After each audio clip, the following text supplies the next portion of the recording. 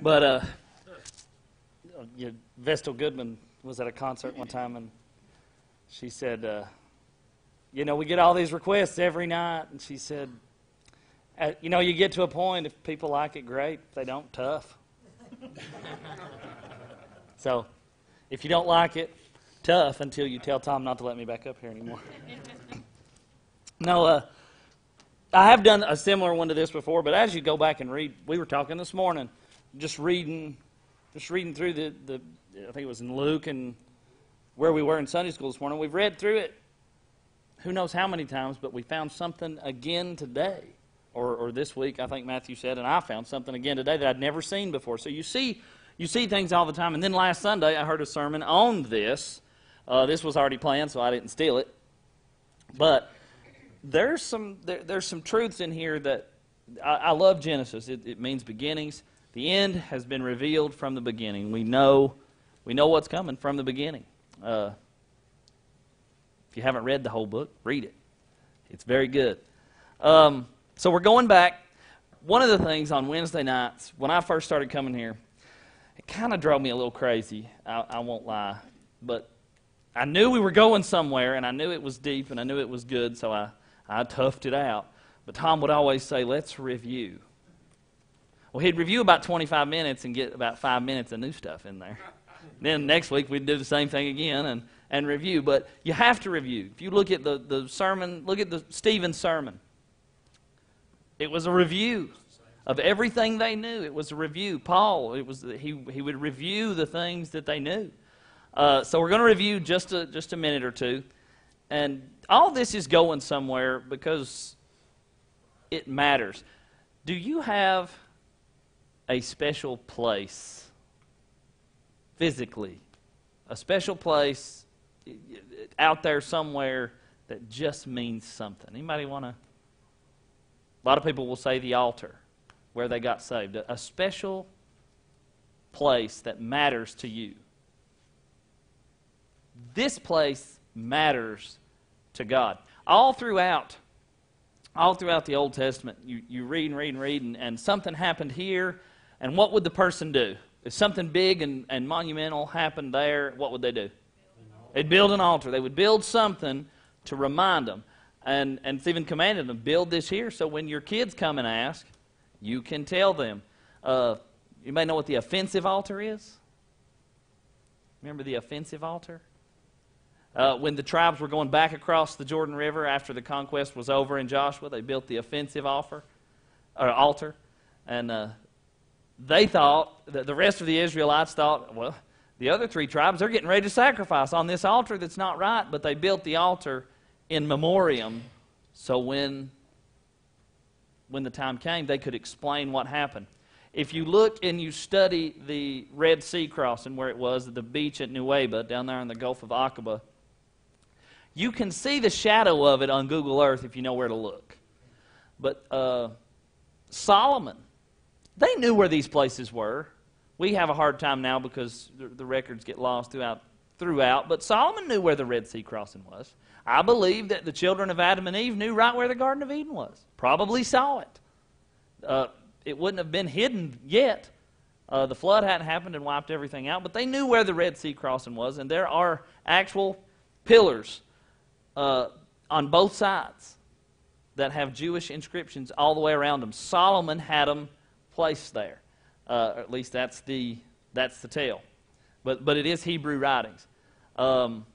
All over the place, people erect monuments and memorials for things that happen in their life, and it's no different in Christianity. But this place right here, it means something. It means something, and it's so important to you and to me, but it's even more important to God. We call this place right here is Salvation Station. This is where it all happened. Wherever they went in the Bible, whether it was Nineveh, wherever he went all the way probably out to Spain, all roads led back to this spot. Everything came right back here. It was Grand Central Station. That's why I like doing Christmas at the house, at my house, because everybody comes there and you don't have to pack up, load up. Everybody just comes right to you. Has been just about my whole life. I enjoy that. But everything's right here. This is home. This is home to God. This is where he chose for His presence to come down and I won't say mingle, but encounter the people of Israel, for them to encounter Him, the high priest. On that spot, it's not very stirring to the eye. I mean, you don't look at it and go, that's the most beautiful thing I've ever seen. Not the most beautiful architecture in the world. It's not the most colorful. It's not anything where anybody should want it, but the whole world's in an uproar. That's right. How is that possible?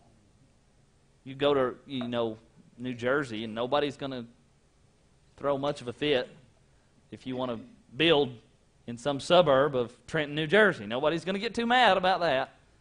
I'll say that's progress, but here it causes an uproar and everybody is involved. How is that possible? I say there's not a war on Christians, there's a war on all things godly.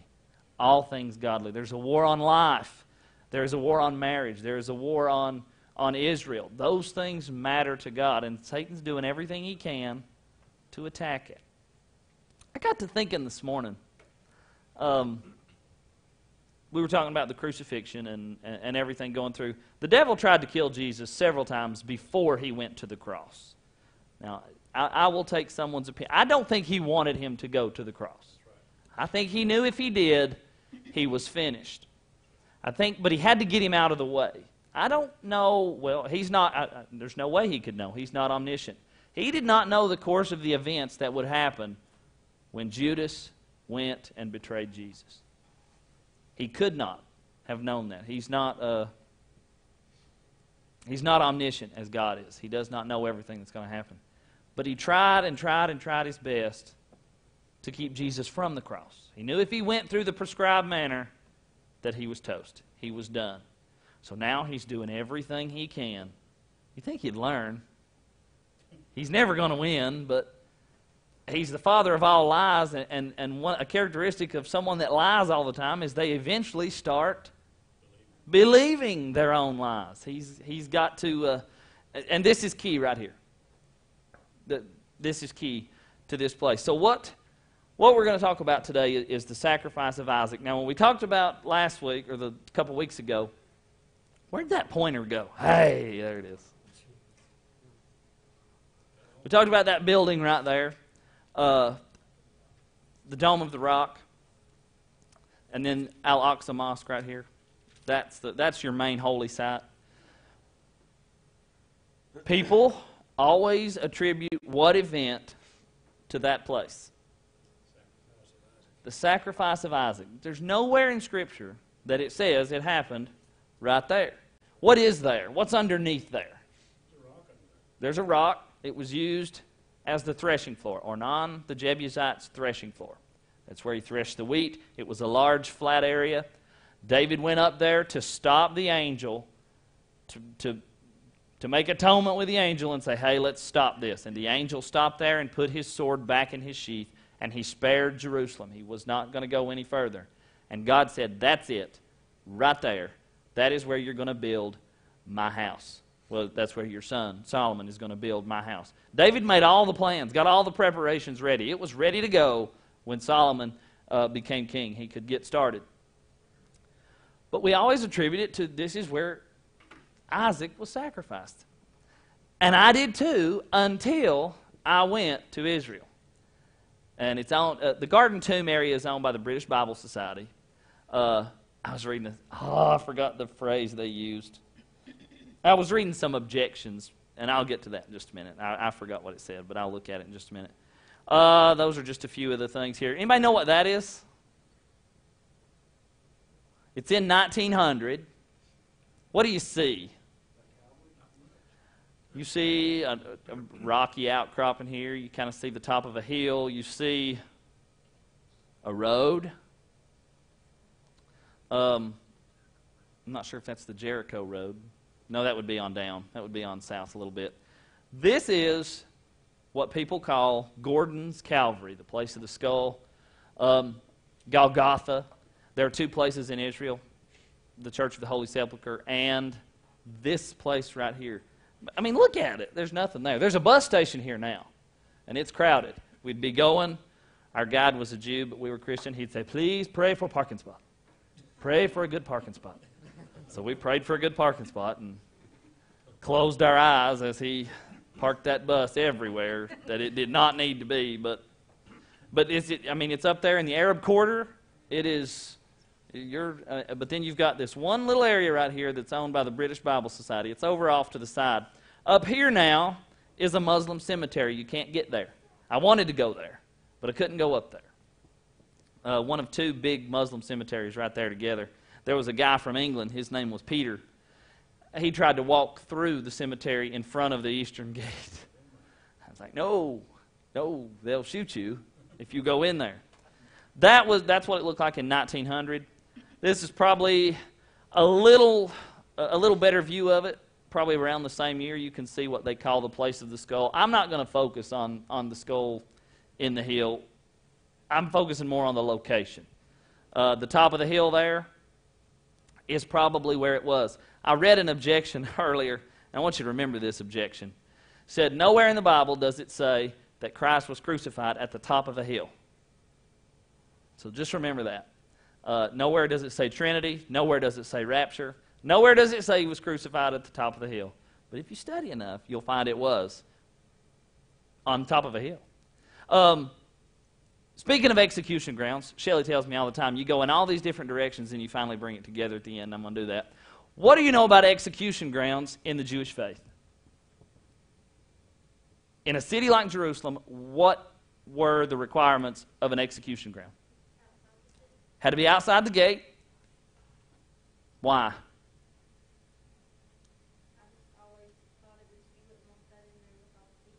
They're unclean. Unclean.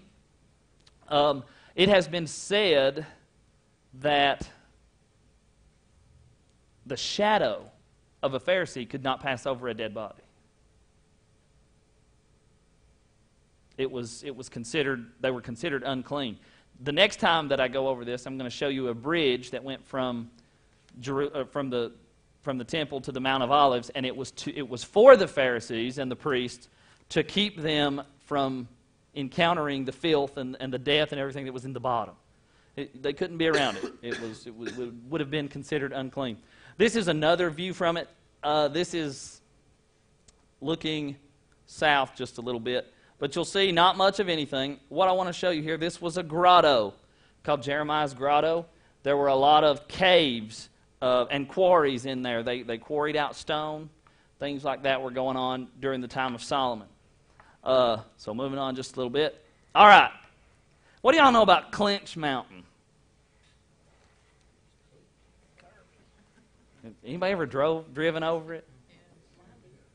How many ways are there to drive over that thing? A lot. It is one extremely long mountain. I have a picture on another slideshow here. I won't pull it up. Of Mount Carmel. Mount Carmel in Israel is really long. Way over here it starts in the plains and goes all the way over to Haifa on the sea. Really long. It's not just like one mountain peak.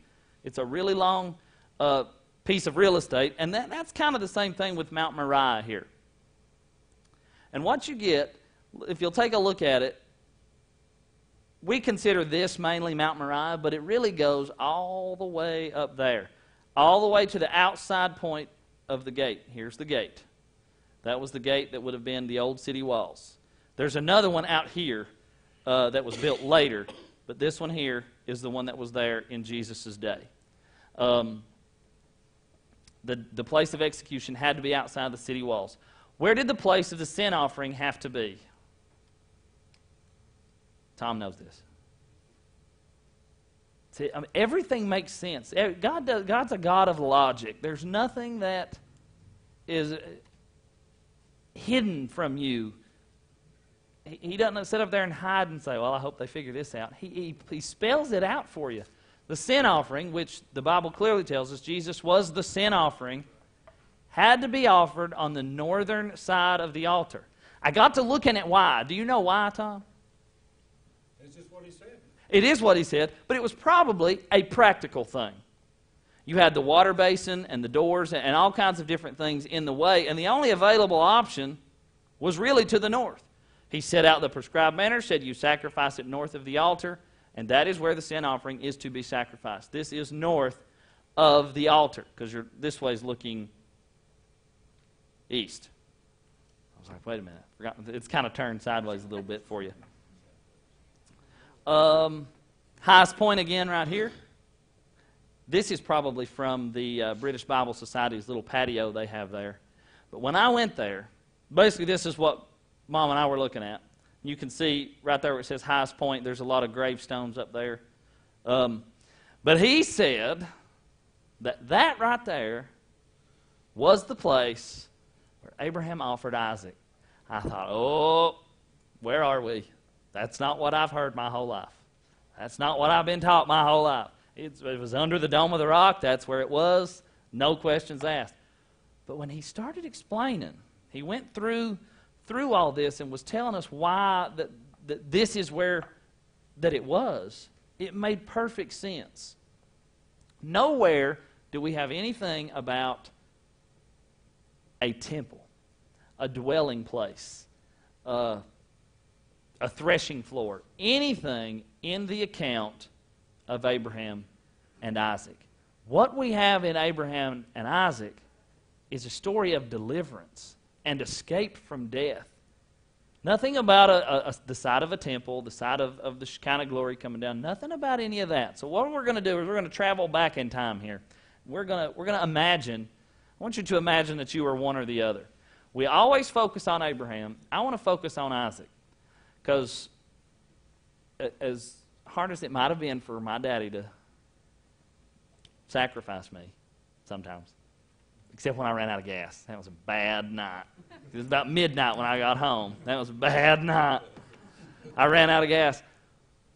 But I wouldn't have been too keen on it myself. I probably wouldn't have said, well, sure, let's go. What's the worst that could happen? We're going to go for a sacrifice, and you're it. Sure, let's go. That probably wouldn't have been me, and it probably wouldn't have been any of you. We have to look at the level of faith here that it took. So Abraham has been promised that his descendants would be as the sands of the seashore and the stars of the sea. He's been promised one son, whom God considers Abraham's only son. He took matters into his own hands, and Ishmael was born. We're still paying that price today. Choices matter.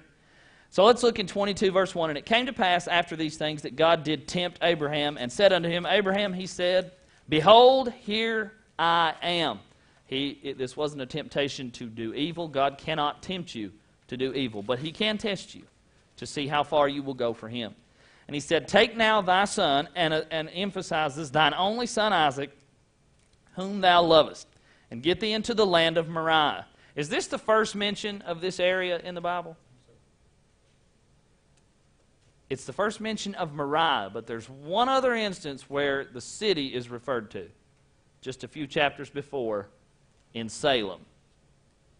Melchizedek, king of righteousness, Melchizedek in the city of Salem. He knew where he was going. And offer him there for a burnt offering on one of the mountains which I will tell thee of. And Abraham rose up early in the morning, saddled his donkey, took two of his young men with him, and Isaac his son, and clave the wood for Isaac his son, and clave the wood for the burnt offering, and rose up and went unto the place which God had told him. Then on the third day, it just would be a third day, wouldn't it? The third day, Abraham lifted up his eyes and saw the place afar off. They've been walking for 3 days. The death sentence has been delivered, and we've been walking 3 days. We're going up through there. Now, I mean, you've got 3 days and 3 nights to think this through. You know, it's not like he said do it right now. But you've got, imagine being Abraham, 3 days and 3 nights to think about this and to ponder and to stew on what God has just told you to do. How many times do you think he said, I don't know. How many times do you think the devil said, oh, no, you can't do that. No, don't do that. Don't do that. Do it a different way. Do it your way. Don't do it God's way. But Abraham went on. Jordan, this may be a dumb question, but how did Abraham know that was God that told him that? Faith. So, but he, because didn't evil things talk to Abraham like we do today? We have the Bible to check things out by. But he just had to go on faith. I would say by total faith. Thine only son. Take thine only son.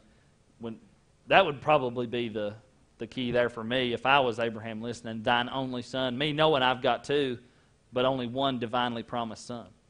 And Abraham took the wood of the burnt offering and laid it upon Isaac. And he took the fire in his hand and a knife, and both of them went on together. In verse 5, I didn't read that. But he does tell the people that are with him in verse 5. He says, stay here, and the boy and I will return. We will return together. And I used to do a lesson on this called What Abraham Knew. Abraham knew. He had to know that if he killed him, God would bring him back. Somehow, he didn't understand how, the dynamics of all that went on, but he said, if God kept a promise to me, he's got to bring him back. Somehow. In verse 7, Isaac spoke unto Abraham his father and said, Father? And he said, Here am I, my son. And he said, Behold the fire and the wood, but where is the lamb for a burnt offering? Something starting to connect here. You're looking at anywhere between a teenager and early 20s. A boy here. Abraham could not overpower him, could not make him do it if he didn't want to go. And Abraham said, My son, God himself will provide a lamb for a burnt offering. So they went, both of them together, and they came to the place which God had told him of. And Abraham built an altar there and laid the wood in order, and bound Isaac his son, and laid him on the altar. He could not bind him if Isaac didn't want to be bound. If Isaac doesn't go through, if he's not the obedient son, this doesn't happen. Abraham was obedient to God, but Isaac was also obedient to his father. Is this not a picture of Jesus right here? The wood is on his back. He's traveling up Mount Moriah, and he willingly lays himself down to be bound, to be killed in obedience to the Father. This is the first picture we see of the sacrifice of Christ that's coming.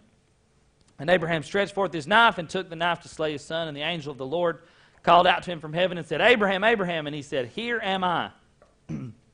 He said, Lay not thine hand upon the lad, neither do thou anything unto him, for now I know that you fear God, seeing that thou hast not withheld thy son, thine only son, from me. There's a great song out there. If you haven't heard it, get it, listen to it. It's called When I Lay My Isaac Down. When you lay him down and you do what God says, God begins to reveal things to you. When I lay my Isaac down, when you start trusting him with your Isaac, whatever it is, he says, This is my only son. But God, I trust you with him. Mom told me when I was baptized, she said, God gave you to me. She said, now I'm giving you back to him. I'm giving you back to him. I still have the card. And Abraham lifted up his eyes and looked, and behold, a ram caught in a thicket by the horns. And Abraham went and took the ram and offered him for a burnt offering instead of his son. I looked at some pictures that were on the top of that place up there. It preaches good. I don't know the truth of it. But there really is a very small bush that grows there and a small tree that's thousands of years old. But it's really neat. It's one of the only ones up there. There's not much up there, but it's really gnarled and kind of ugly. But you could just imagine that being the place where Abraham looked and saw the ram, surprised. And Abraham called the name of the place Jehovah Jireh, Yahweh Yireh, Yahweh Yireh. And Abraham said, as it is said, to this day. Okay, to this day. Who wrote this? Moses. Moses wrote this years and years and years later. And he says, to this day, men still look at that mountain. Still look at that mountain and say, in the mount of the Lord it shall be seen. We call Jehovah Jireh the Lord our provider, but it really means he can see the need. The need is seen, so he can meet that need. I've said that before. But in that mountain, men looked up and said, in the mountain of the Lord it can be seen. It will be provided. And the angel of the Lord called out to Abraham out of heaven the second time and said, By myself have I sworn, saith the Lord, for thou hast done this thing, and hast not withheld thy son, thine only son, that in blessing I will bless thee, and in multiplying I will multiply the seed as the stars of the heaven, and the sands of which upon the seashore, and thy seed shall possess the gate and his enemies. And here you go, Ronnie. And in thy seed shall all the nations of the earth be blessed, because thou hast obeyed my voice. That was the key. He chose them. They would be the conduit for the blessings that would come. They're still blessing the world today. It just keeps going on and on and on and on and on and on and on and on. But the main reason, they brought the Scriptures and they brought the Christ. That was their duty. God promised they would do that, and they did. Now, the point is, why make a big fuss over this place? God said this is where it was accomplished. This is where it was finished. And it's not necessarily God making such the ruckus over this place. It's the devil. He's got to disprove everything that has ever happened in and around this place to try to discredit the Bible. Why? Not to get to the people that are already saved, but to try to convince those that aren't that the Bible is not true. If he can convince anybody that the Bible is not true, he's got them. He can't get you. He'll deal with you in other ways, but he's causing ruckus worldwide because of this place right here. And you can tell really how big of idiots some of these people are that are reporting these things. They have no idea what they're messing with, what they're dealing with, and who they're dealing with. They have no idea. We'll keep going a little further here. This is another thing. If you'll see, you have Mount Zion, Mount Moriah, and the Mount of Olives. This is where the Temple Mount would be located. Down here, you've got where the city of David was, and then Jerusalem is now built all the way around it, in and around it. He tells them numerous times, I will take you to a place where I have put my name. I don't believe it's coincidence that the place looks like the Hebrew letter Sheen, the thing Spock did. That's the letter. That's the Hebrew letter Sheen. The high priest, when they would sacrifice on the altar of incense, they would put it like this and let the smoke rise up through it. They would never, ever, ever, ever raise their hands higher than their head. Do you know why? On their crown, on their cap, whatever it was, their hat, they had Yahweh written. They had the name of God there. They would never raise anything higher than the name of God. They took it seriously. It is the name of God, from where we get Jehovah Shammah. Okay, this is his place. And the geography of the place fits exactly. How is that? It's somebody, I thought somebody was going to say something. It's divinely inspired stuff here. This place is special. God's only Son came here to die for you. And what he's done in this Old Testament, in Genesis, he's saying, look, people, it's going to happen. It's going to happen just this way. Someone innocent is going to have the wood on his back. He's going to go up the same mountain. He's going to be obedient to the Father all the way to death for you. He didn't do it just to do it. It was for the later generations. If you'll look here, and I'll show you this. You've got, let me lower that just a little bit.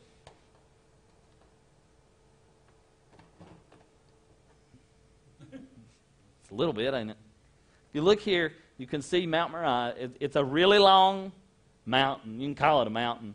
Do you know how high that point right there is? Anybody know? You probably don't know.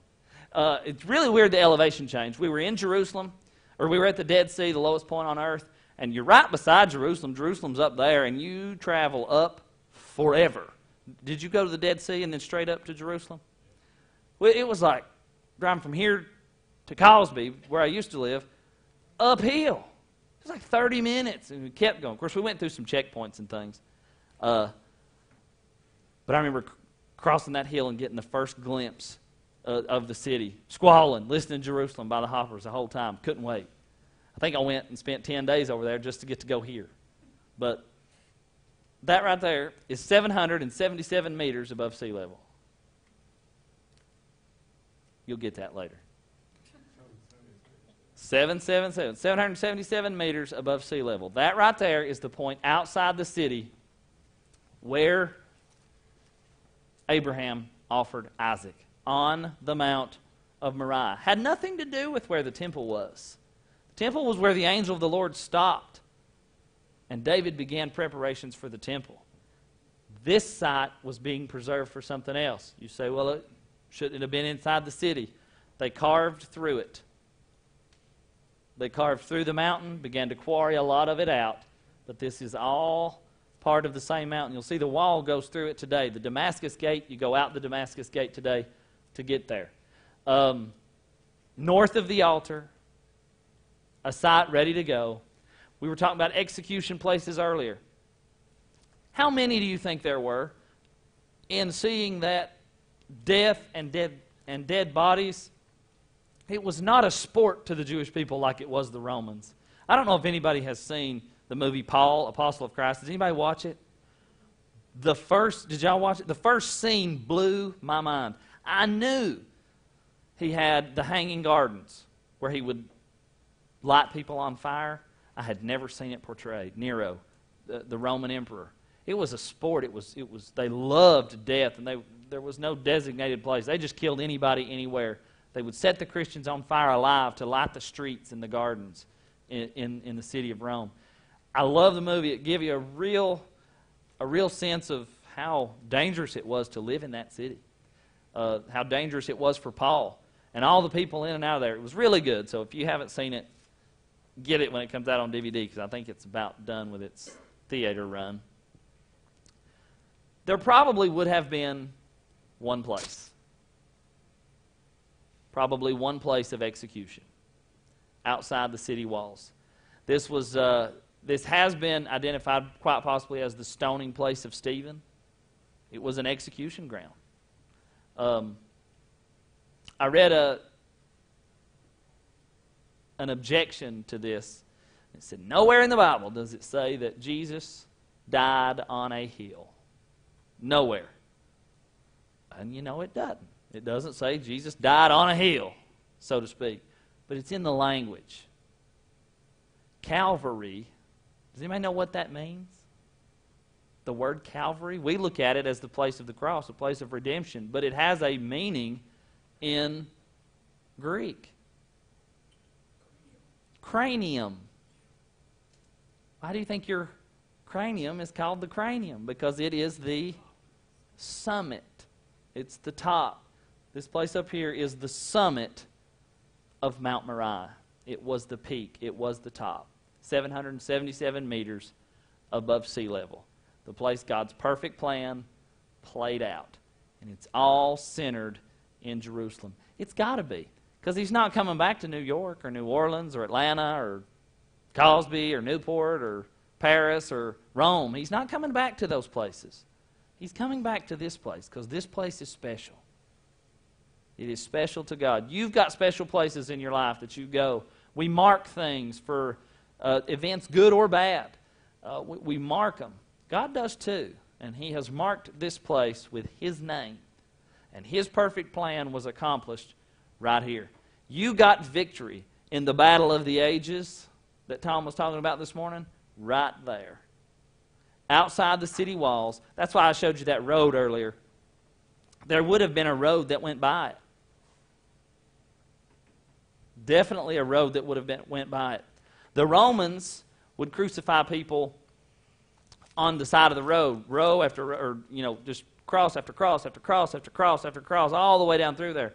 But at this point, it was not necessarily a Roman.